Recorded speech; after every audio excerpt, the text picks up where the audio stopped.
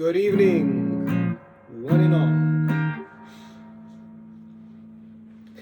Exposure and attention really refine your ability to not just know a thing, but intuit about it.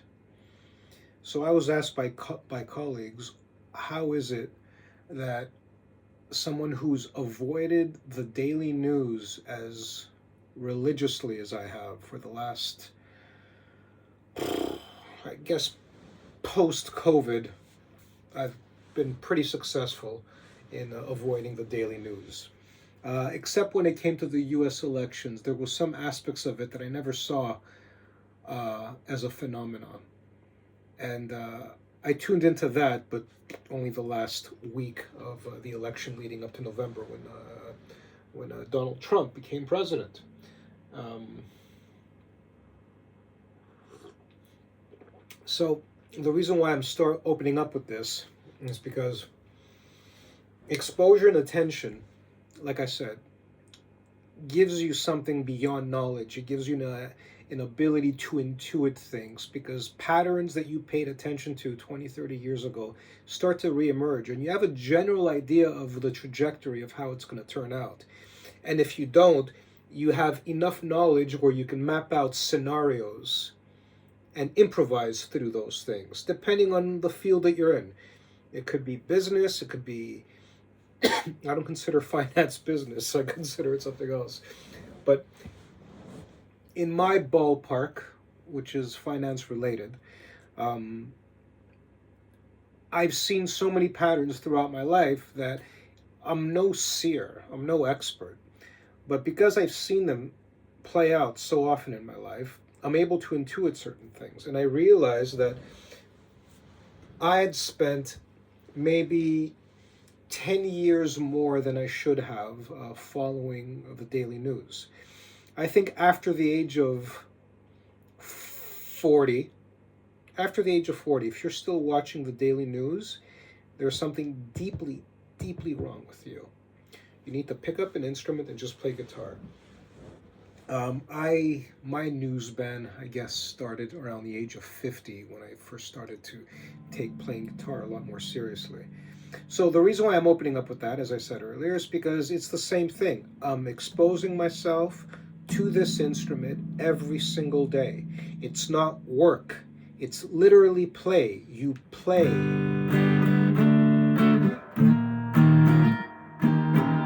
Play an instrument. And so your emotions get channeled through it, your mathematical ideas, your relationships to sound and what it is you want to hear next play a role, all of that stuff. And I'm developing a better and better role of this, a better and better capability of this. And I think that's why these videos will be quite long on occasion. So last week I had a eureka moment in that I realized, as it pertains to the caged system, again, this is learning arpeggiation, and episode 4 or 5. Man, I need to look at this stuff before I press record, but it's going to be in the title. How many times have I said that before? But it always ends up in the title. I realized that regarding the caged system, any chord played in the C or G shape, the second note played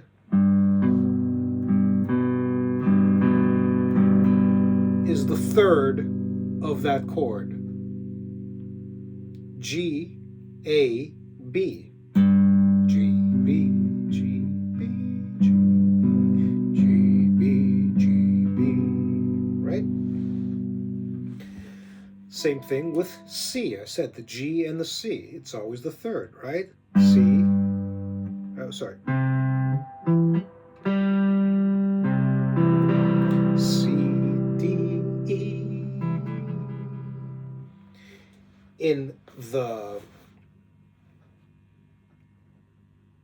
A, D, and E shapes, the second note played is always the fifth. Right? A, B, C,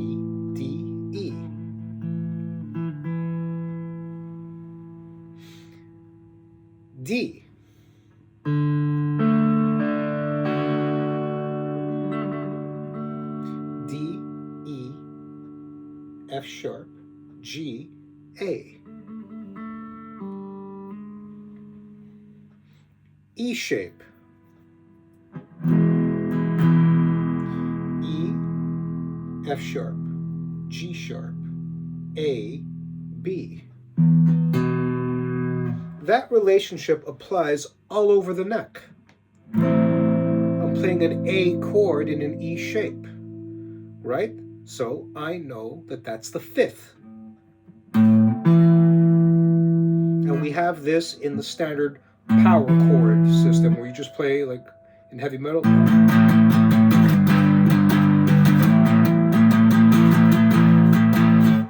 Right? There's a lot of that, especially in 80s metal. So now that we know those relationships, how does it apply to arpeggiation? Ooh, we're already 6 minutes in. I am so sorry. Not. In arpeggiation, I want to start thinking and experimenting with the mathematical relationships. If I'm going to play the first and the fifth of a note, and I'm playing it, say, in a G shape, or actually, let's make it a little more challenging. Let's make it a C shape, right? So I know that I am playing an F major, right? F, F sharp, G, G sharp, A. So this is I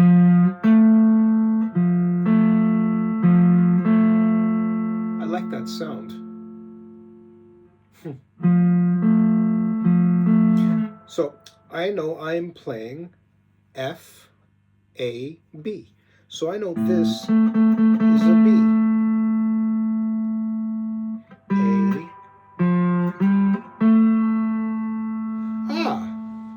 It's not. Well, come on, man. Pay attention. Come on. You were playing an F.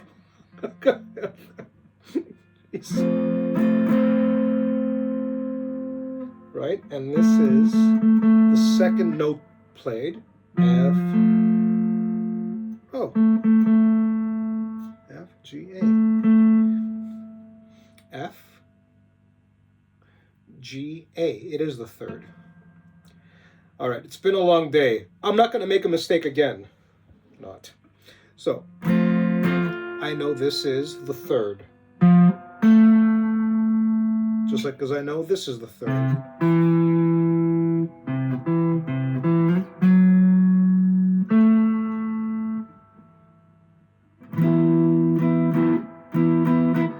But let's go stick with each C shapes.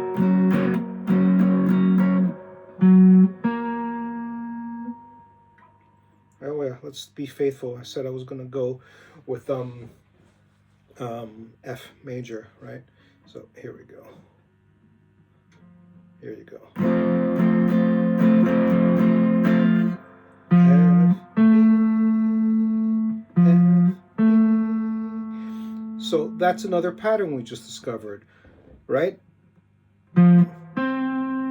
That's the fifth. And another pattern is always the third.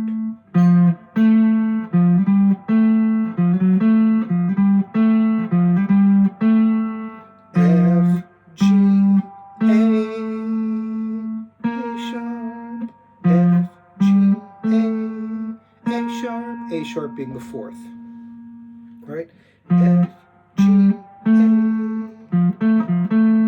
So if I'm going to arpeggiate and think mathematically in terms of, I want to play the 1-5, and I'm thinking, great, if I want to play the 1-5 in a sequence, I know that I have a choice between the G or the C shape in order to execute this. I can still do it in any shape.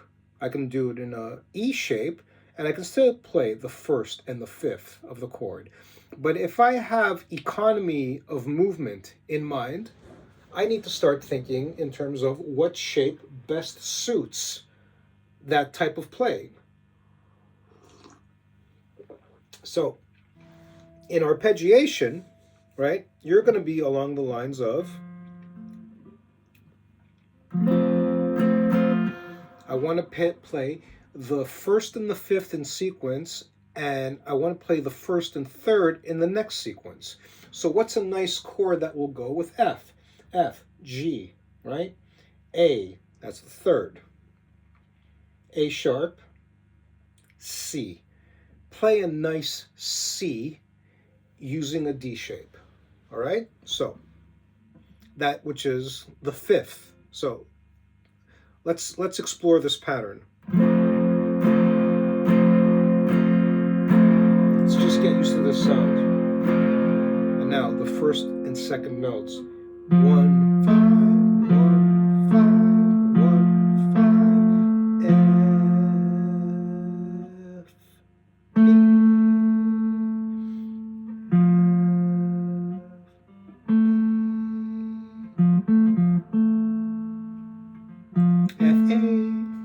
A. Sorry.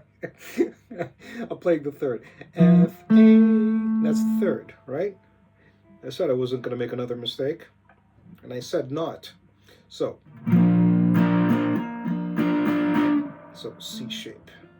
1, 3. So the G and C, the second note played, C and G shapes, the second note played is always the third. And I want to play the fifth of a C. So I said earlier, F, G, A sharp, B, right? Yeah, I want to play C, sorry. C, D, E, F sharp, G. And I want to play the G in a D shape. Right, okay, so let's see how that goes. Wait, F, G, A sharp, B. No, I want to play the B.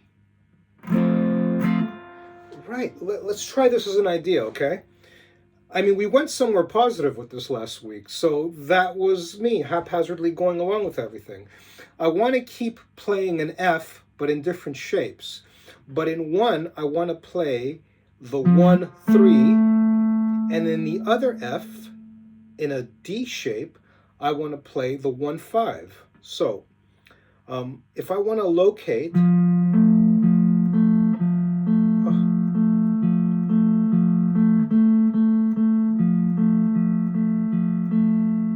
So I know this is the D shape, and I want to play an F.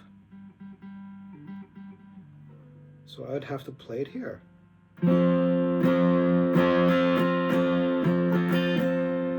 So let's see what that sounds like, okay? So you got your F major in a C shape. 1, 5, 1, 5. 1, 3, 1, 3. So I want to learn to go back and forth with this. Man, this hot chocolate is good. I think I put just the right amount of cream in there. I don't think I've ever tasted it being this good before. So let's go back, starting with the second chord, right? F in D shape, and then going up to F in C shape.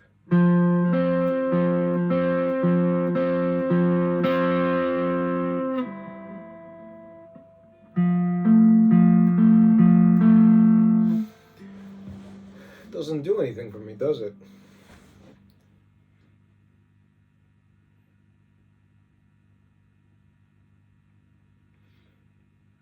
Okay, so let's stick to a key then, as I wanted to do in the beginning, right? So if I want to play, let's say I want to play the sixth of the key of F, right? So we know this is F, again, in the C.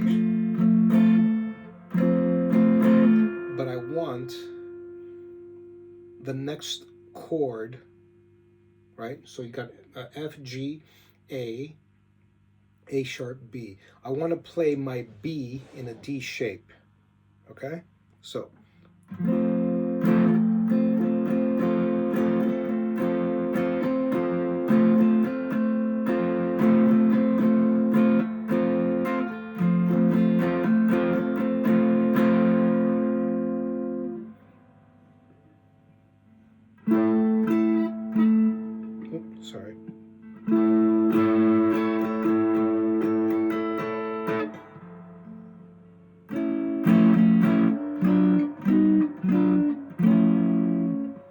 doesn't make much sense.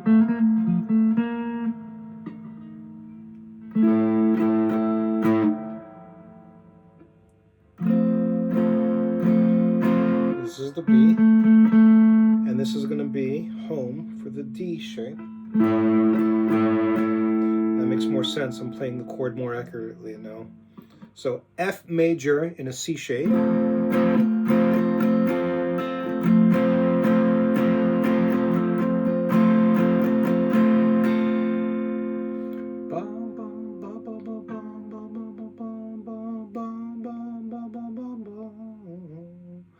I might explore that later.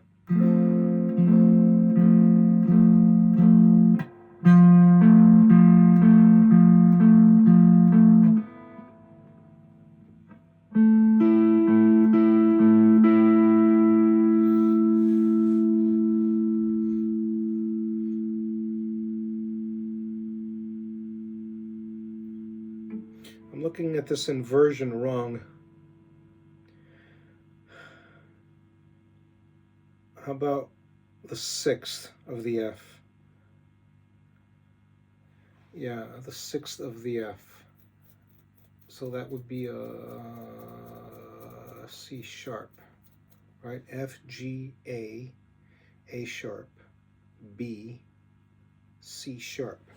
But it would have to be in the form of a minor.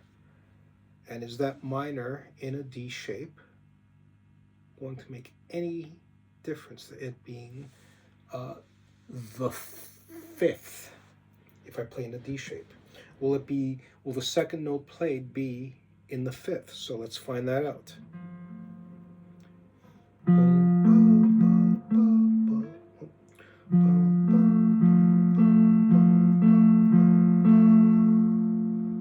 C sharp minor.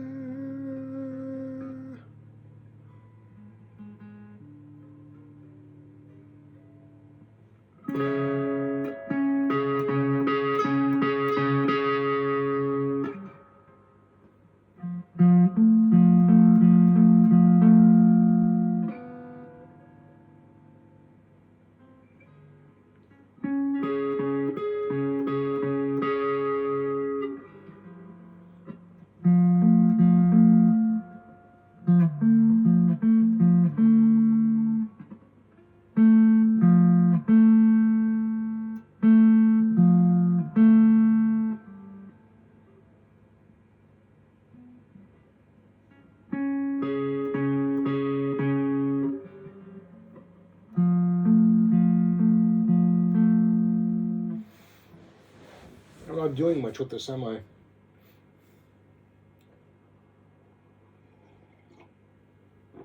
Come on, figure this out.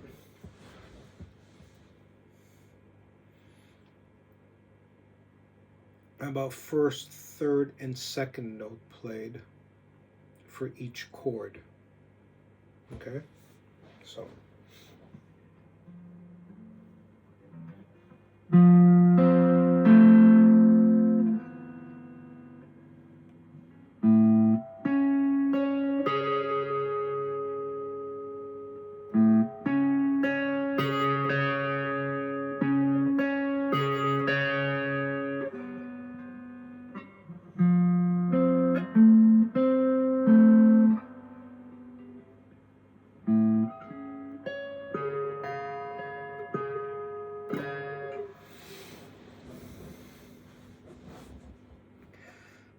So A, D, and E shapes, we know the second note played is always the fifth. G and C shapes, the second note played is always the third. I need to think about what is the third note played in that sequence. So let's find that out. All right. 1, 5, right? I'm in the C shape. This is F.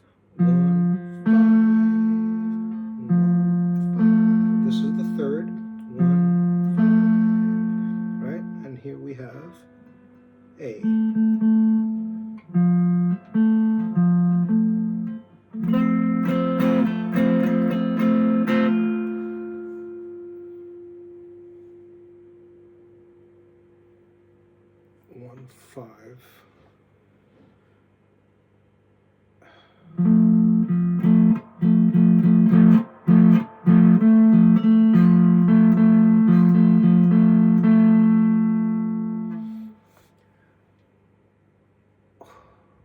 And the third is 1, 3.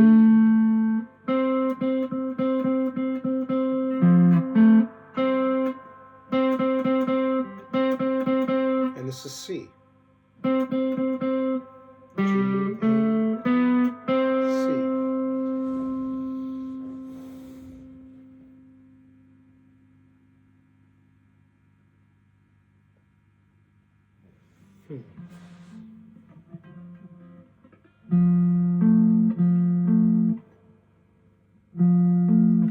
Man, my fingers today. I need to get a taller stool because this exercise ball, although it's charming, is starting to prove a little difficult for me when it comes to positioning my arm. 1, 5,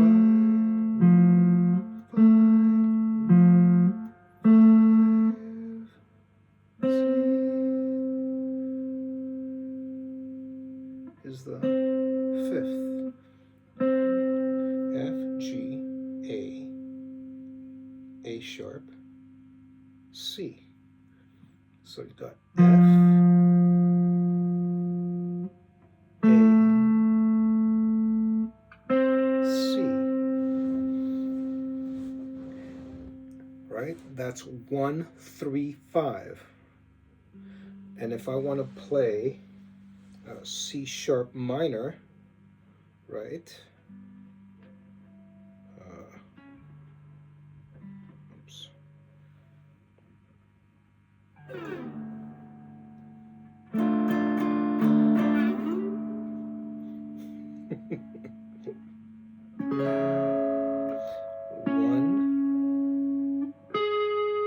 Right, so you got C sharp, D sharp, C sharp, D sharp, F,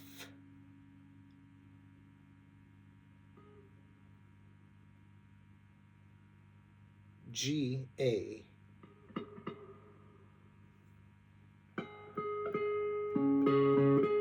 No, this is the G. This should be a G sharp. What am I doing wrong, guys? Come on now. C sharp. Because this should be the fifth, the second note I'm playing, right? So, C sharp, D sharp, F, F sharp, G sharp. Okay, so. And this is C sharp. That's the full octave. The third note is the full octave.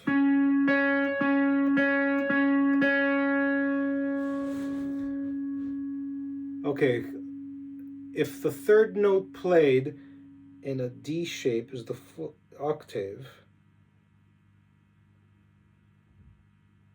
yeah, it would be even if it was a major, right? No, it wouldn't. It would be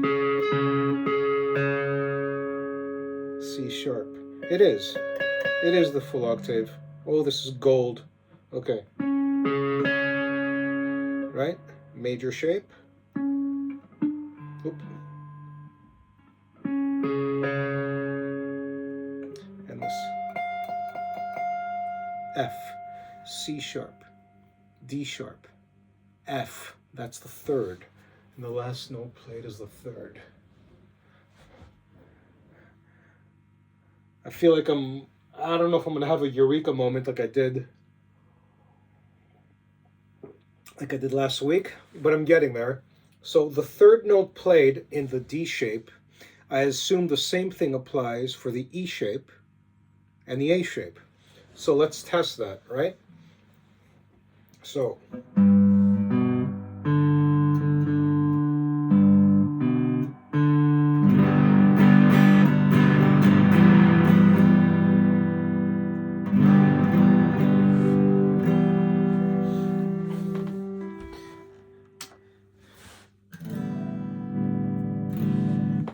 Getting rid of the drive because it's annoying.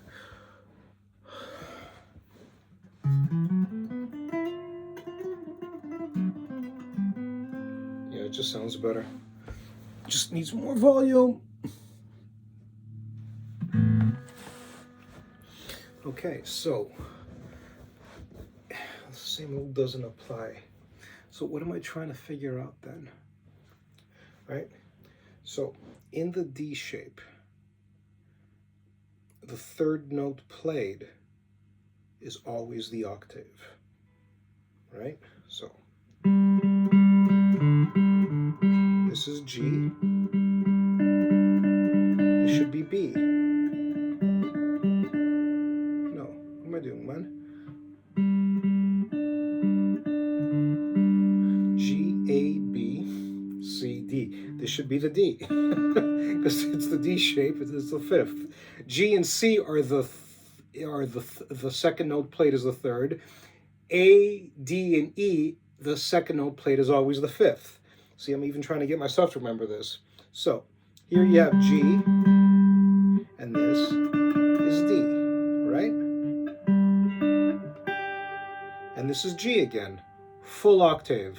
So we know that the third note played in the D shape is always the full octave. And I think it's all about memorizing this to help you make smart and fluid improvisational choices along the way. So in the D shape, the third note played, let's test it again anyways, right? So let's go with D shape down here, right? It should be the exact same, right? This is the A. Sorry, this is the B. And it's the fifth down here, right? B, C sharp, D sharp, E, F sharp. And this note down here should be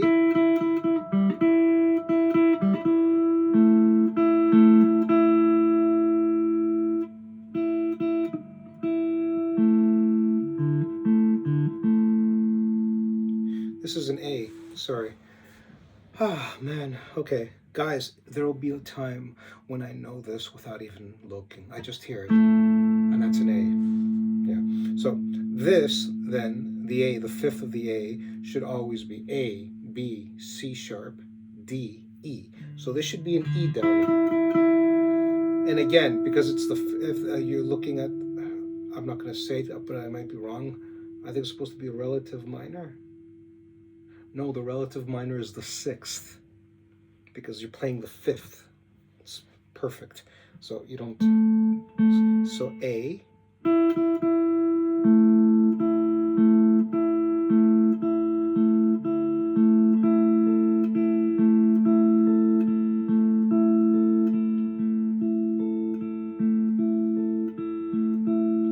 A, E sounds nice together, doesn't it? So you got 1, 5, and this should be an A.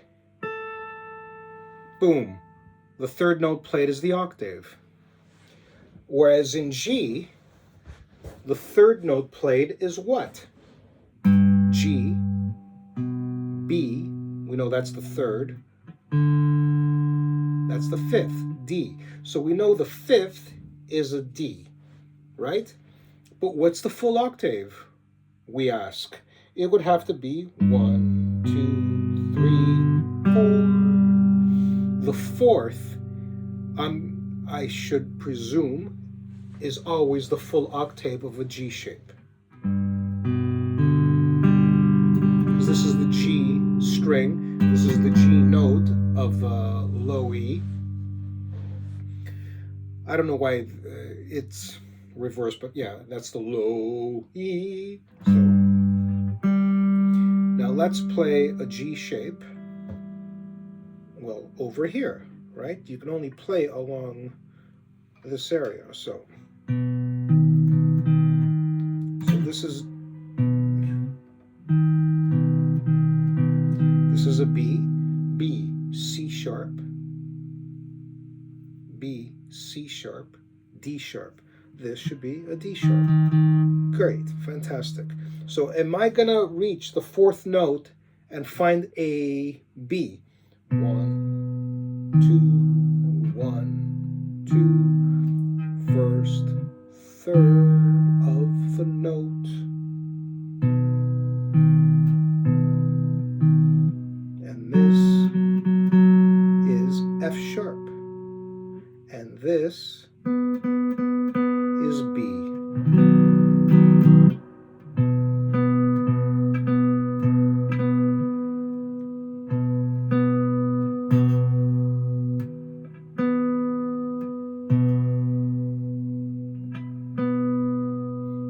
fantastic.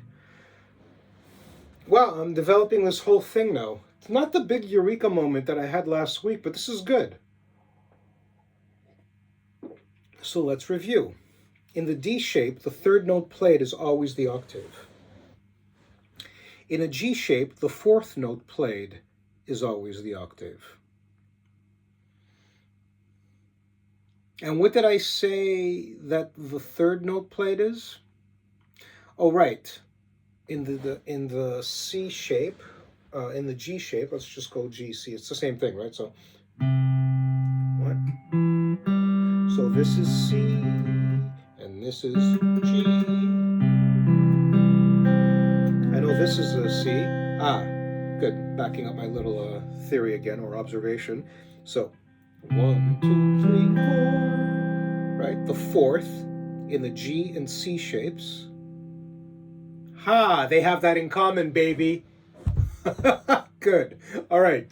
Little eureka moment. Right? Is this true for all C shapes, where the fourth is the perfect octave? So, 1.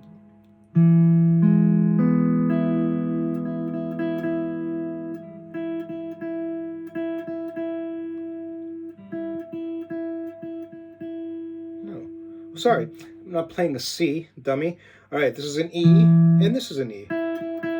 So the fourth note played in the C shape, just like the fourth note played in the G shape, again in E.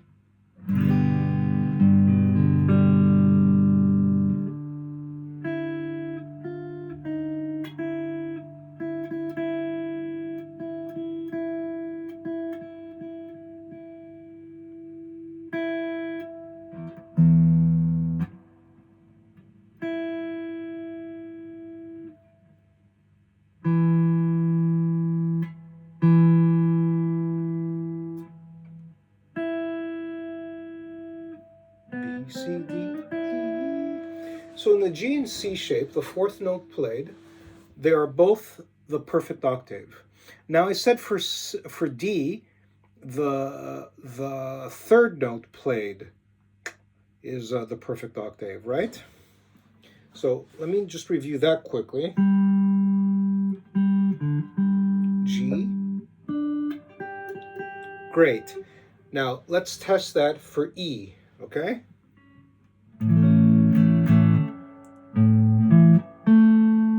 So this is an A, and this should be an A.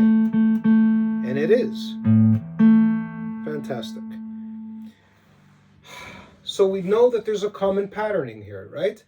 Let's be thorough, right? So I did, I didn't do A. I did D and did E, and we confirmed that the third note played is the perfect octave. For G and C, the fourth note played is the perfect octave. Now for A,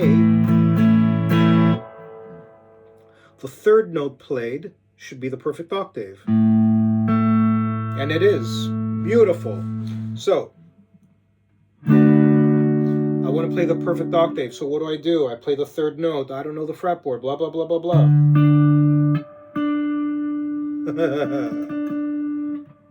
Right? This is a D, and this should be a D. G, G, A, B, C, D. Man, okay, all of this stuff fits into a nice little puzzle. Man, the guitar is awesome. You don't get this from the piano. The piano is so straightforward, and with guitar, you just have to exercise so much more of your mind, I feel. So what does this mean now, at the end of the day? Well, because I went 35 minutes, I'm not going to go into that. I'm going to reflect on it and try to give us all a head start next week, next Wednesday, so that I could better articulate this. So to review, okay? The A, the D from last week, the A, the D, and the E, the second note played is always the fifth of that chord. That's the shapes, the A, D, and E shapes. The second note played is always the fifth, right? Now, in G and C shapes, the second note played is always the third. Now, let's stick to GC. In the G, C, and E, the first, second, and third note played. So the third note played is the perfect octave, right?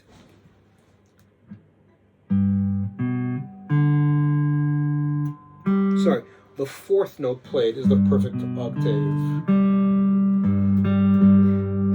That applies to C and G shapes. So we know this is a perfect octave. So the fourth note played in G and C is the perfect octave, right? The second note played is the third. In A, D, and E, the second note played is the fifth, right? We've gone from A to E, right? And the third note,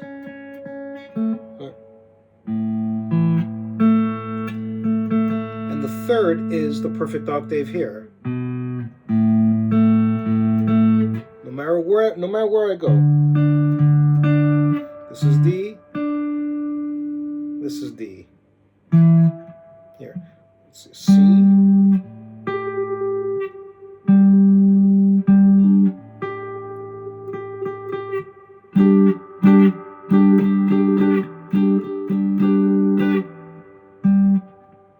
Oh, sorry. G and C, the perfect is the fourth. Sorry.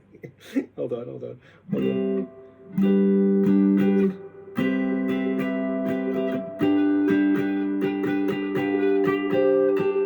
Oh, okay.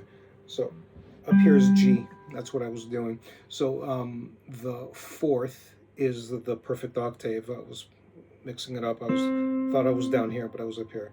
This G, perfect octave. So to review, G and C, the perfect octave, is the fourth. G and C. A, E, D, the perfect octave played, is the third. So we have essentially for C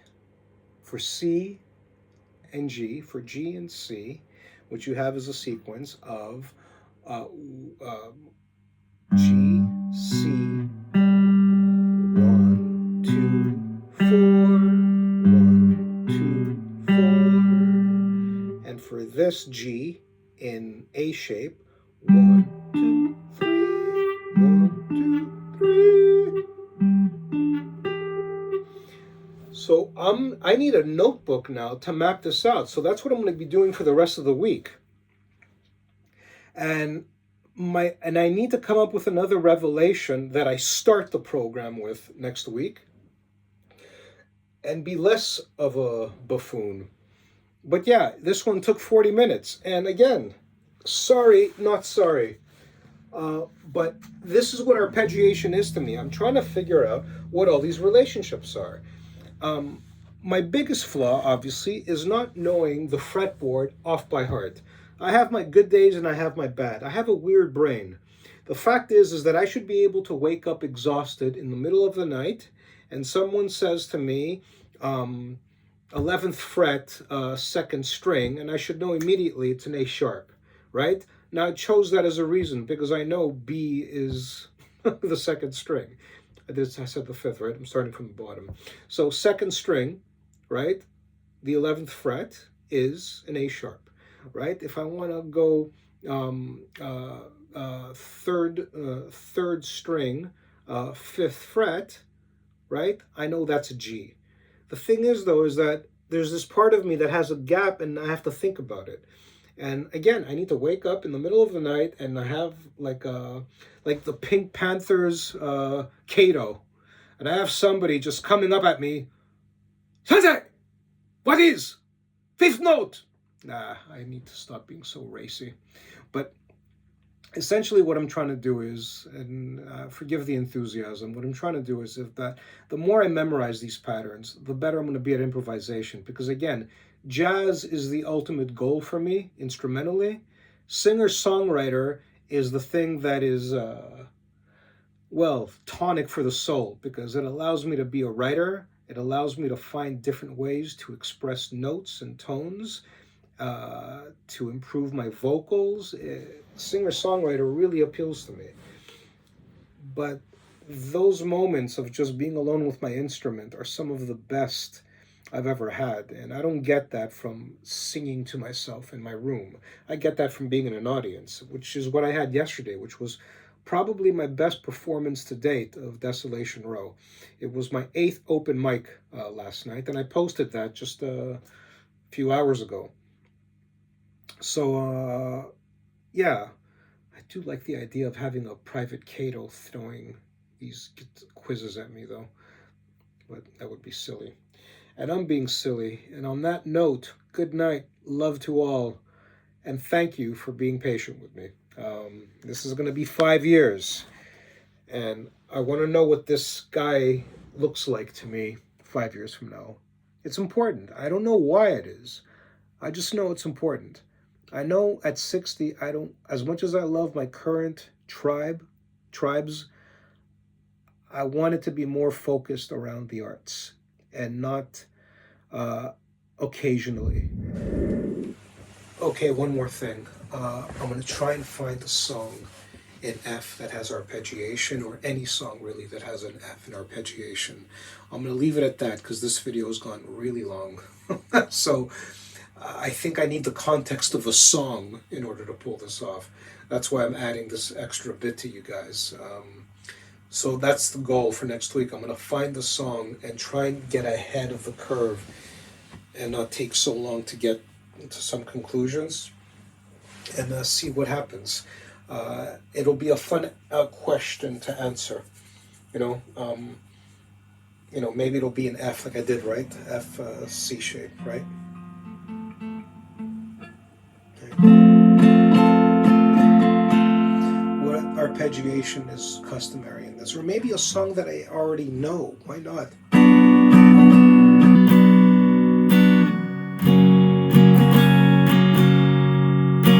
Not playing it very well.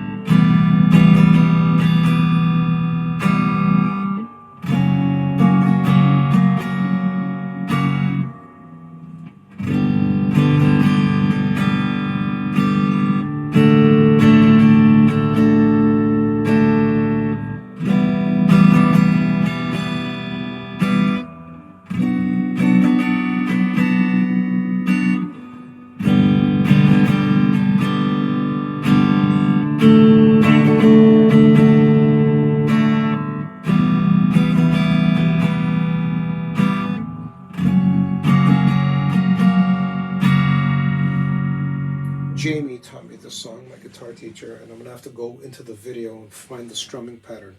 Da, da, da, da, da, da.